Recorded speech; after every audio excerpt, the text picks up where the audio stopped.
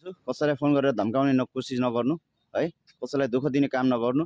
जब आफैले मैले पढ्न पठाएको मेरो स्वास्नीलाई मैले यहाँबाट काठमाडौँ लगेर मैले पढ्न पठाएँ, अहिले त्यही स्वास्नीले कोठामा केटा ल्याएर बसेको छ भनेपछि मैले गर्ने के? ठिक छ, त्यो बस्यो, त्यो त्यसको खुसी हो, मलाई थाहा छैन। त्यो बस्यो त्यसको खुसी हो, मलाई केही पनि थाहा छैन। तर मलाई फोन गरेर किन धम्काउने? जब मैले त छोडेर आइसकेँ त, मैले त देखेर भिडियो सहित सबै हालिदिइसकेँ, मसँग प्रुफ पनि छन्।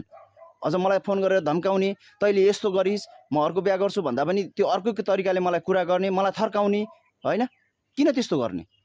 कसैले गर्न सक्छ भनेपछि सिधै तरिकाले कुरा गरे हुन्छ नि। डिभोर्स हालिदिने, डिभोर्स जबसम्म डिभोर्सको कागज चल्दैन तबसम्म त्यो अधिकार कसैलाई पनि छैन। न मैले कसैलाई थर्काएको छु, तिमीहरूले भन्यौ मैले फोन काटिदिएँ।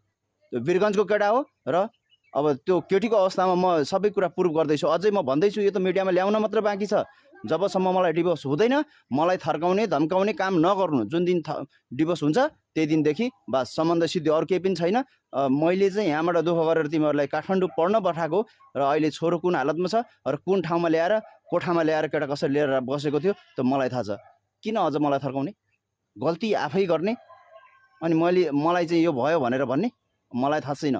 मैले भनेछु भोलि सबै कुरा प्रुफ आउँदैछन्, निक्लिँदैछ, यो हुँदैछ, यो केही पनि भएको छैन। अहिले मिडिया त अझ धेरै बाँकी छन्। भोलि अलिकति इज्जत छ भने मलाई डिभोर्स गरिदियोस्, बस। अरू मलाई केही पनि चाहिएन साथी हो। फोन गरेर बारम्बार धम्काउने थर्काउने काम नगर्नु।